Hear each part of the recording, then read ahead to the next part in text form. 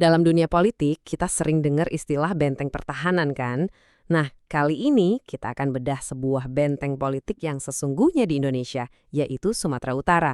Kita bakal telusuri bareng-bareng gimana caranya provinsi ini cuma dalam satu dekade bisa berubah jadi pusat kekuasaan yang kokoh banget buat satu keluarga. Jadi pertanyaannya langsung ke intinya, gimana sih ini bisa terjadi? Di provinsi yang penduduknya beragam banget seperti Sumatera Utara, kok bisa satu keluarga membangun dominasi politik yang sekuat ini? Oke, mari kita bongkar perjalanannya satu persatu. Oke, kita mulai dulu dari akarnya. Kita lihat gimana Presiden Joko Widodo atau Jokowi pertama kali berhasil merebut hati masyarakat di wilayah kunci ini. Karena ya semua ini berawal dari sini. Coba lihat angka-angka ini deh.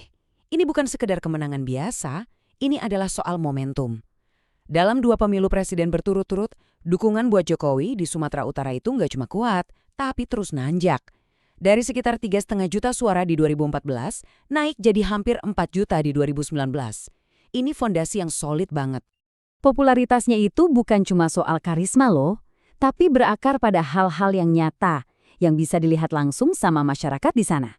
Mulai dari citranya yang merangkul keberagaman, fokusnya ke Danau Toba, sampai pembangunan infrastruktur yang konkret kayak jalan tol. Semuanya itu punya andil.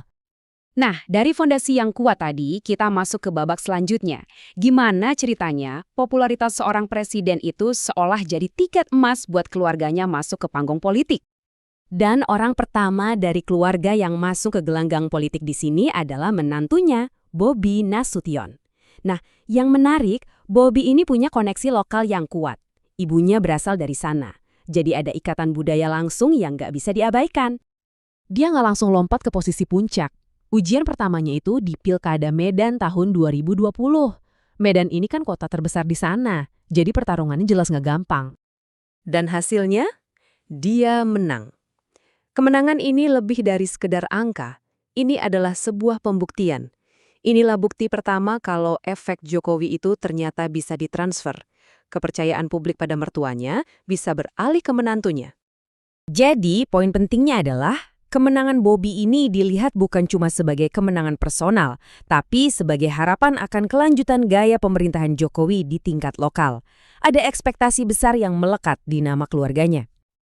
Lanjut ke tahun 2024. Ini jadi momen krusial, sebuah ujian sesungguhnya.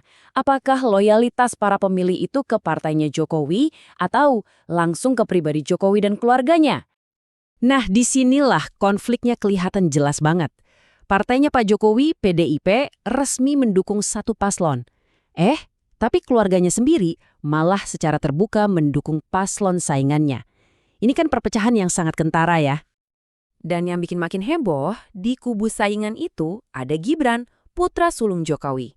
Pencalonannya jadi cawapres itu memicu kontroversi nasional. Kenapa? Karena ada putusan Mahkamah Konstitusi yang dianggap kontroversial, yang seolah-olah membuka jalan khusus buat dia. Isu nepotisme pun langsung santer di mana-mana. Terus di tengah semua kontroversi itu, gimana respons pemilih di Sumatera Utara? Angkanya bicara sendiri, lebih dari 58% suara buat pasangan Prabowo-Gibran. Ini bukan sekadar menang, ini kemenangan yang sangat telak. Yang paling bikin kaget dari data ini adalah perbandingannya. Lihat deh, calon yang didukung partai resmi cuma dapat suara belasan persen, jauh banget di bawah paslon yang ada Gibrannya. Ini nunjukin dengan jelas kemana arah loyalitas pemilih. Jadi, pemilu ini seolah menjawab tuntas pertanyaan tadi. Efek Jokowi ternyata udah berevolusi jadi efek keluarga Jokowi. Loyalitasnya itu sifatnya personal, bukan lagi ke institusi partai.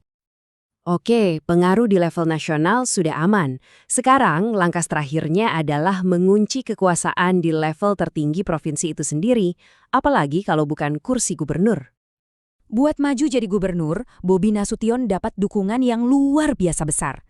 Bisa dibilang ini koalisi super, gabungan dari hampir semua partai politik besar.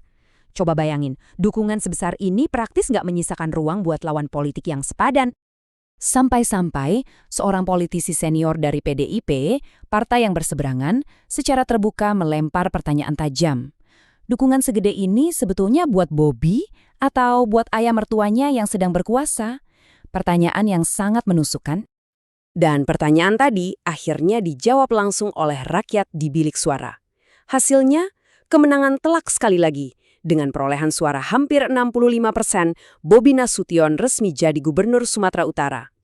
Angka ini seolah menutup semua perdebatan. Kendali politik di provinsi itu kini benar-benar ada di tangan keluarga. Jadi kalau kita tarik mundur dan lihat perjalanannya, polanya kelihatan jelas banget. Sebuah konsolidasi kekuasaan yang rapi, langkah demi langkah, selama 10 tahun. Mulai dari basis presiden, lanjut ke wali kota, terus wakil presiden, dan puncaknya, gubernur.